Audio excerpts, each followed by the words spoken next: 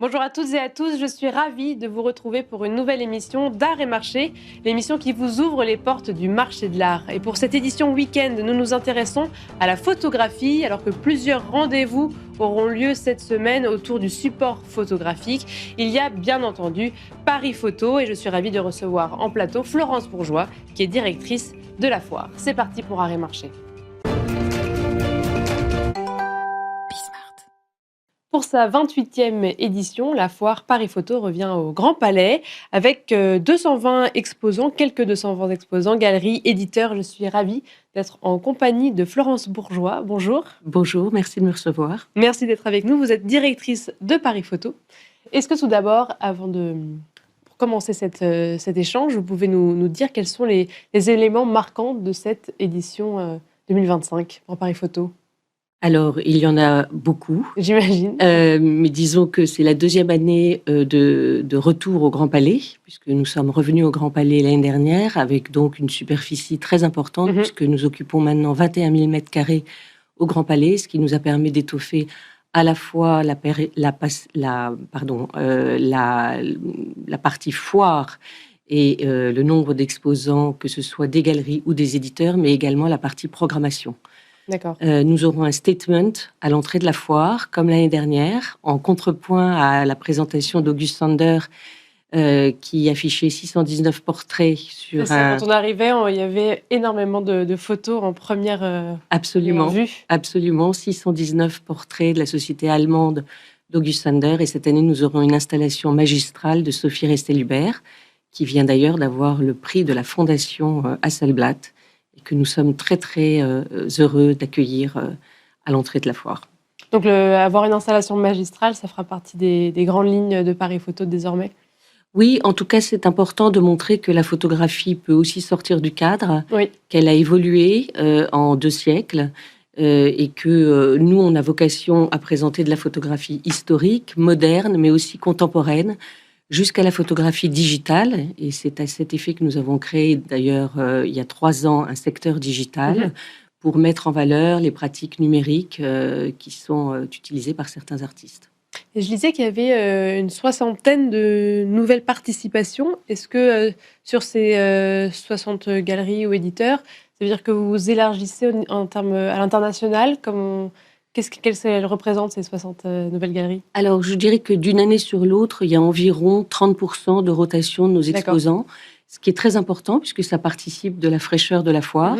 Et puis aussi, c'est le résultat d'un travail au long cours sur l'année qui nous amène à aller sur différents territoires d'Europe, d'Asie, d'Amérique, et d'aller dénicher des galeries, des projets d'artistes particulièrement intéressants, nouveaux, parce que Paris Photo, c'est évidemment un endroit où on a aussi soif de découvrir, d'échanger bien sûr, mais aussi de faire des découvertes. Avant d'aller vraiment sur les questions marché, je disais également qu'il y avait un nombre assez large d'exposants éditeurs. Est-ce que ça prend de l'ampleur d'année en année, cette section éditeur, et peut-être un intérêt grandissant pour les livres de photographes, les livres d'artistes ? Alors, c'est une section qui fait le section de l'édition, qui fait partie intégrante de l'ADN de Paris Photo depuis son origine, puisque le livre photo a énormément contribué à faire connaître la photographie et le travail des artistes. Elle n'a pas vocation à s'agrandir au-delà d'aujourd'hui une 40aine d'éditeurs, on en a 42 précisément.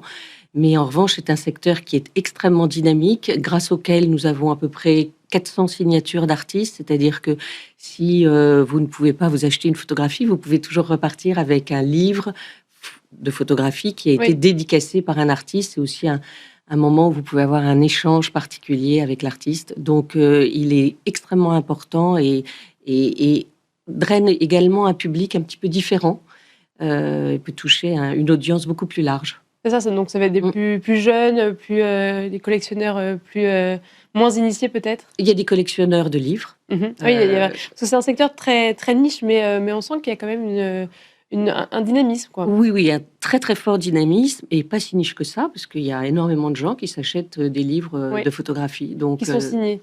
Enfin, si vous avez l'occasion de le faire signer par un artiste, c'est évidemment le petit plus. Et puis ça permet d'avoir un échange, comme je le disais tout à l'heure. Mais c'est très important ce secteur au sein de la foire. Oui.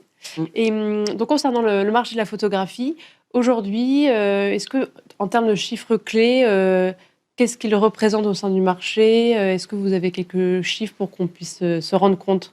Alors, c'est toujours difficile de donner des chiffres extrêmement précis, puisque ceux dont on bénéficie surtout à un niveau statistique, ce sont ceux des ventes aux enchères. Oui. Et on sait que le marché de la photo représente à peu près 10% du volume total. Évidemment, les prix ne sont pas les mêmes que Oui. sur le marché de l'art contemporain. Mais à Paris Photo, nous avons des galeries photo, mais nous avons également énormément de galeries d'art contemporain qui représentent des artistes qui Aussi vont la travailler photo. le médium de la photographie. Et qu'est-ce qui porte ce marché? Est-ce que c'est la photo justement d'artistes très confirmés, ou alors il y a une grande vivacité d'artistes émergents et qui reste très dynamique? Il y a une grande vivacité, il y a énormément d'émergents. On a créé d'ailleurs il y a 7 ans un secteur émergence qui donne accès sur la foire à des galeries parfois plus jeunes, en tout cas avec un seul artiste, mais ils vont bénéficier de la force de frappe de Paris Photo, de la visibilité, de la communication, des 80 000 visiteurs qui viennent sur la foire. Et en même temps présenter un artiste qui aura des prix d'accès un petit peu plus bas. Quand vous parlez justement de prix un peu plus accessibles que j'imagine l'art contemporain, ce serait quoi les grandes fourchettes? Une photo qui a fait des records, ce serait quelle fourchette de prix? Alors, en fait, on trouve des œuvres à partir de 800 000 euros sur la foire. Je ne parle pas des livres, qui sont beaucoup plus accessibles, mais ça peut aller jusqu'à plusieurs centaines de milliers d'euros, voire millions d'euros. La pièce dont je vous parlais tout à l'heure, les 619 portraits d'August Sander, ont été vendus à une institution américaine. Le chiffre on parle de 7 chiffres. D'accord. Ah oui, parce qu'on la vend en totalité. Absolument. D'accord. C'était une série. D'accord. Oui. Ok. Et en termes d'esthétique, qu'est-ce qu'on voit aujourd'hui? Comment ça se renouvelle? Alors, les formes sont très, très variables dans la photographie, puisque, évidemment, si on compare la photographie historique à la photographie contemporaine, les formes ont énormément évolué. Ce que je trouve très intéressant, c'est de voir que les artistes peuvent se réapproprier ou des techniques anciennes, ou même des techniques qui font que les œuvres sont uniques, les photogrammes, par exemple, ou les cyanotypes. Donc, la photographie n'est pas toujours plurielle. D'accord, oui, parce que faut faire attention à ça quand on est collectionneur. Donc, une photographie peut être imprimée. Il y a combien de tirages maximum? Alors, ça dépend des artistes, ça dépend des galeries, mais nous, en général, on présente des éditions assez courtes, voire des œuvres uniques, évidemment. Mais si on est un collectionneur déjà assez aguerri, est-ce qu'il y a une période ou une tendance qui est particulièrement prisée? Non, parce que chacun a sa fibre, son ressenti. Il y a des collectionneurs qui sont plus portés sur le noir et blanc, d'autres sur la photographie historique, d'autres sur la photographie de la période surréaliste, d'autres sur la photographie digitale, sur les pratiques numériques. Donc, c'est très, très variable. Et heureusement, d'ailleurs. Oui. Et justement, vous parlez de la photographie digitale. On a beaucoup entendu parler de l'IA, droit d'auteur, etc. Est-ce que ça, c'est des questions que vous abordez aussi avec les artistes, etc., ou vous êtes quand même très en retrait? Parce que j'imagine que ça doit être une préoccupation pour eux, surtout depuis ces 2 dernières années. On en a pas mal parlé. Oui, absolument. Et je dirais que c'est le travail que font aussi les artistes avec les galeries. Pour le secteur digital, nous nous appuyons aussi sur l'expertise d'une commissaire, Nina Roers, qui nous a aidés à mettre en place ce secteur et qui procède aux garanties nécessaires. Donc ça, c'est plutôt le travail du galeriste, de vérifier bien l'authenticité, etc., que l'identité n'est pas usurpée, etc. Absolument. Et en termes justement d'innovation dans ce secteur digital, qu'est-ce qui est mis en avant? C'est vrai que du coup, en fait, c'est presque les artistes qui se saisissent eux-mêmes de l'outil IA et qui en font un outil de travail. Oui, absolument, qui ont la faculté à manipuler cet outil ou pas, et cette sensibilité. Donc, là, c'est difficile de parler d'une façon très générale. En fait, oui, il y a une appétence ou non. Oui, non, mais il n'y a pas une esthétique parlant très forte qui s'y dégage de ce secteur digital? Non, pas particulièrement, c'est très variable. D'accord.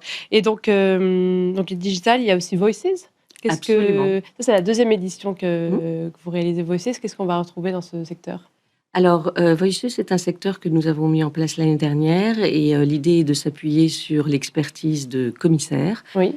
qui ont un regard, évidemment qui connaissent particulièrement des territoires. Donc cette année, nous avons 2 commissaires, Nadine Wichlich-Pasch, qui est la directrice du Photomuseum de Winterthur, et Devi Kassik, également,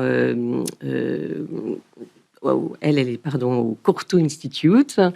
Et elles ont chacune leur prisme, leur regard. Elles vont amener des galeries qui n'ont pas été régulièrement ou qui n'ont pas du tout, pour certaines, fait la foire.